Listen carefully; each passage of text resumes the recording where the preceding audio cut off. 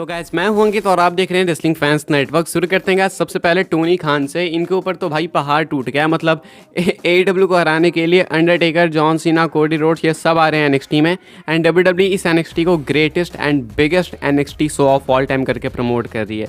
AEW को भी promote करने की फुल कोशिश कर रहे हैं Tony Khan, but still end of the day आपको मालूम है कि WWE जीतने वाली है। बट स्टिल टोनी खान पूरे तरीके से एफर्ट्स दे रहे हैं। कई सारे ट्वीट्स की इन्होंने, तो एक ट्वीट इन्होंने किया था, उसके नीचे किसने रिप्लाई करके कह दिया भाई मैं तो नहीं देखूंगा तुम्हारा शो। तो टोनी खान उसको रिप्लाई करके एक GIF पोस्ट करते हैं, जिस GIF में लिखा गया था हु गिव्स अ एफ। तो टोनी खान ने कुछ इस तरीके से उसकी डिसरिस्पेक्ट की कि अबे जाना भाई, तू देख ना देख, किसको घंटा फ़र्क पड़ने वाला है। तो इसको एक बंदा कोट करके कहता है, If Sir Vince McMahon said this, there would be many failed AEW fans crying non-stop and furious। तो ये कहता है कि अगर सेम चीज़ इस तरीके के GIF के साथ अगर विंस मैकमैन ने रिप्लाई करी होती किसी को, तो AEW फैंस तो भाई रो रो के इंटरनेट पे बाढ़ ला देते हैं। ये कुछ कहना था इस बंदे का, और सही कह रहा है, गलत नहीं कह रहा है। ऐसे में जो है भाई इसके नीचे टोनी खान रिप्लाई करते हैं एंड ब्रूटली ट्रोल किया विंस मैकमैन को। विंस मैकमैन ने कितने कांड किए हम सबको पता है। तो कहते हैं टोनी खान यहाँ पे, if sir Vince McMahon said this it would be the least of his alleged misdeeds. तो कहते हैं कि अगर विंस ने ये चीज़ करी होती यार, तो ये तो उसके सबसे कुछ कारनामों में से कम कारनामा होता। मतलब इसने इतने कांड करके रखे, उसके आगे ये क्या कांड क्या ही है भाई, इसके लिए कोई कौन ही रोएगा। तो ऐसा कुछ कहना है टोनी खान का। तो बेसिकली वो विंस मैकमैन के उन सारी चीज़ों को मेंशन करते हैं जो कि विंस मैकमैन ने पास्ट में कर रखी है, जो कि रिसेंटली रिवील हुई, एक्सपोज हुए विंस मैकमैन। तो कह रहे हैं कि उसके कारनामे ऐसे हैं भाई कि उसके आगे ये कारनामा तो कुछ है ही नहीं, तो ये तो लीस्ट है काफ़ी उसके लिए। तो टोनी खान ने ओपनली यहाँ पे नेम ड्रॉप करा विंस मैकमैन का एंड ट्रोल करा है विंस मैकमैन को। AEW को प्रमोट करने के लिए ये सब ज़रूरी है। मतलब जिस तरीके से WWE कंपटीशन दे रही है, ऐसा लग रहा है कि वो खाड़ कहीं फेंकना चाहती है पूरी कंपनी को इस NXT शो के साथ। तो ऐसे में टोनी खान का भी अंडरस्टैंडेबल है, दर्द समझो भाई, थोड़ा सा तो समझना पड़ेगा। लेकिन फ़न है भाई, अच्छा है, मतलब मज़ा। अगर रेसलिंग में ये सारी चीज़ें हो तो इंटरेस्ट तो आता ही है। अब AEW NXT दोनों के बीच में कल कॉम्पिटिशन है, सुबह सुबह NXT देखना है मुझे। तो मैं तो बहुत टाइम बाद देख रहा हूँ NXT, लेकिन कल तो देखना है। कल तो NXT मिस कर ही नहीं सकते हैं। कितने लोग देख रहे हैं NXT, कमेंट करके बताना। आगे बढ़ते हैं गाइस, बात करते हैं अगली स्टोरी के बारे में, जॉन सीना को लेके। तो कल के NXT के लिए अंडरटेकर रूमर्ड हैं।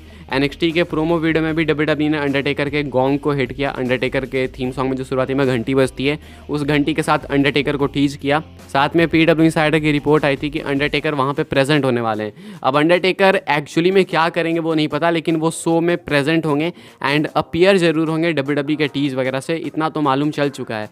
अभी जॉन सीना ने भी टीज कर दिया अपनी साइड से। जॉन सीना इंस्टाग्राम के ऊपर अंडरटेकर की फोटो पोस्ट करते हैं। जॉन सीना इंस्टाग्राम पे टीज वगैरह करते रहते हैं, आपको मालूम है, ऐसे क्रिप्टिक पोस्ट वगैरह डाल वाल के। तो जॉन सीना NXT को काफ़ी हाइप कर रहे हैं रिसेंटली में। एंड कल जो कि सुबह NXT होने वाला है, उसके लिए जॉन सीना हाइप करते हैं अंडरटेकर की फोटो डाल के। तो अंडरटेकर ऑलरेडी रूमर्ड हैं, WWE टीज कर रही है, एंड अब जॉन सीना ने भी टीज कर दिया। तो पक्का वो NXT में अपीयर हो रहे हैं। अब क्या वो फुल कैरेक्टर में आएंगे, गिमिक में आएंगे, डेड मैन की तरह आएंगे, या फिर वो कोट पैंट में आएंगे, वो देखना होगा, क्योंकि वही चीज़ सबसे इंपॉर्टेंट है। अगर वो फुल गिमिक में आएंगे तो ये बहुत मैसिव चीज़ है, देन बिलीव मी। देखते हैं, आई होप यार अंडरटेकर डेडमैन की तरह ही आए, ताकि थोड़ा सा मजा आए, थोड़ा नॉस्टैल्जिया फैक्टर आए। वरना कोट पैंट वाले अंडरटेकर तो कमेंट्री टेबल पे भी आ सकते हैं फिर। तो मेरे हिसाब से अगर डेडमैन आएंगे तो ज़्यादा बेटर रहेगा। बाकी जॉन सीना भी अंडरटेकर को टीज करते हैं।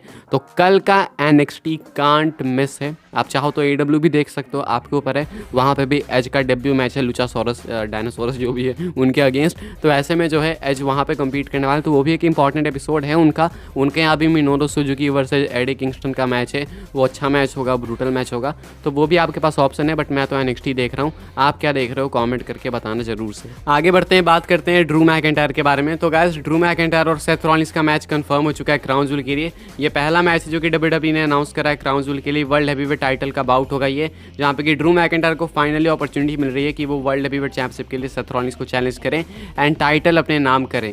आखिर कितने चांसेस हैं कि मैकिंटायर यहाँ पे जीतेंगे? बैटिंग ऑड्स तो अभी निकल के सामने नहीं आए हैं, लेकिन जितने रूमर्ड प्लान्स मैकिंटायर को लेके, उसके अकॉर्डिंग मैं आपको बता दे रहा हूँ।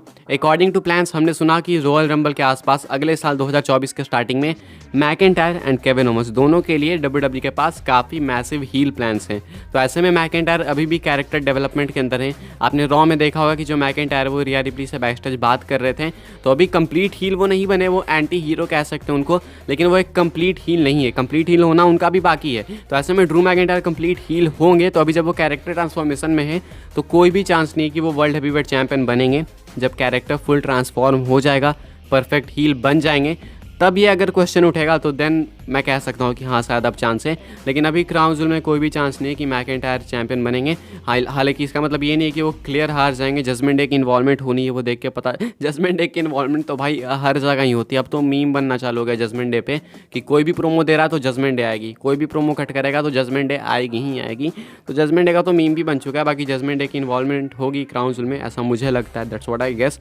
लेकिन हाँ जो भी हो ना हो, मैकिंटायर अभी तो सेथ रॉलिंस को डीथ्रोन नहीं कर रहे, may be at some time in future करें। मुझे लगता है सीएम पंक करेंगे, लेकिन फिर भी अगर मैकिंटायर को भी करना है तो अभी नहीं करेंगे, आगे जाके करेंगे, अभी थोड़ा टाइम है इस चीज़ में। आगे बढ़ते हैं गाइस, बात करते हैं अगली स्टोरी के बारे में। रैंडी ऑर्टन को लेके रिटर्न स्टेटस क्या है वाइपर का, वो आपको बता दूं। अभी रिसेंटली में फास्ट लेन में टीज हुआ था रैंडी ऑर्टन को लेके, जो कि करा था कोडी रोड्स ने, जो कि उनके काफ़ी अच्छे फ्रेंड हैं। रैंडी ऑर्टन आरक्यू लगाने से पहले जो अपने हाथ वाथ को मैट पे पटकते हैं, उसी प्रिपेयर करते जिस तरीके से आरक्यू के लिए, उसी तरीके से प्रिपेयर कर रहे थे कोडी रोड। साथ में पावर स्लैम भी लगाया उन्होंने, वाइपर स्लैम, पावर स्लैम जो भी कहो, रैंडी ऑर्टन वाला मूव।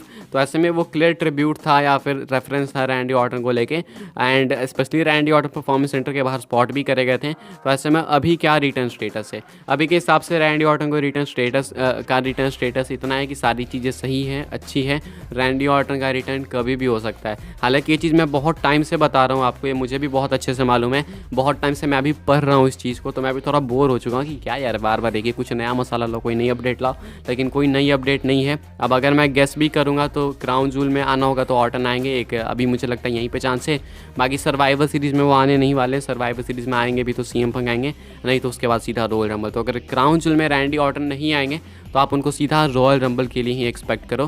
क्राउन जूल के बीच में आ गए या फिर क्राउन जूल से पहले आ गए या जस्ट क्राउन जूल के बाद आ गए तो अलग बात है, वरना अगर वहाँ पे नहीं आ रहे तो सर्वाइवर सीरीज़ में वो नहीं आएंगे। उसके बाद कोई पीएलई भी नहीं है इस साल, देन आएगा सीधा रॉयल रंबल जनवरी के एंड में, तो वहीं पे एक्सपेक्ट करो आप लोग, उसके बाद नहीं तो। खैर गाइस आगे बढ़ते हैं, बात करते हैं अपनी आखिरी स्टोरी के बारे में, जो कि है क्राउन जूल को लेके।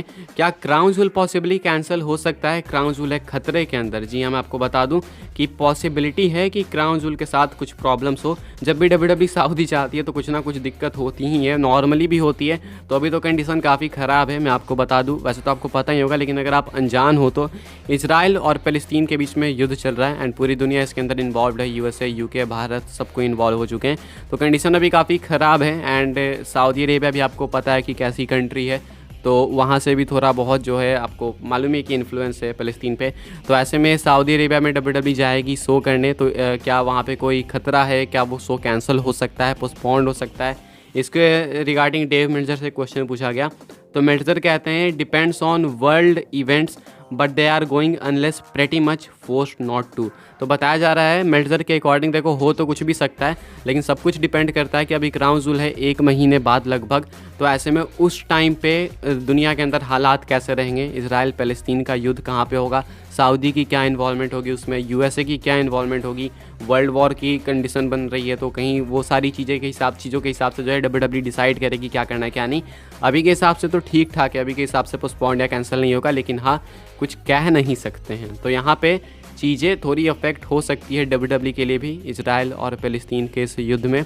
तो ऐसे में डेंजर तो है, क्राउन जूल के लिए थोड़ा बहुत खतरा है, देखते हैं होता है नहीं होता है, मैं आपको आगे बताऊंगा। लेकिन वैसे तो चांस हो ही जाएगा, आई डोंट थिंक सो कि इतनी बड़ी कोई दिक्कत होगी, लेकिन जो भी होगा अच्छा ही होगा, आई होप। बाकी इस वीडियो के लिए बस यही कुछ अपडेट्स है। वीडियो को लाइक करना, शेयर करना, सब्सक्राइब करना, चैनल को फॉलो कर सकते हैं आप लोग मुझे इंस्टाग्राम एंड ट्विटर पे, लिंक आपको मिल जाएगी डिस्क्रिप्शन में। व्हाट्सएप चैनल ज्वाइन करना, उसके भी लिंक है डिस्क्रिप्शन में। मिलता है अपने नेक्स्ट फिर काफ़ी इंटरेस्टिंग वीडियो में।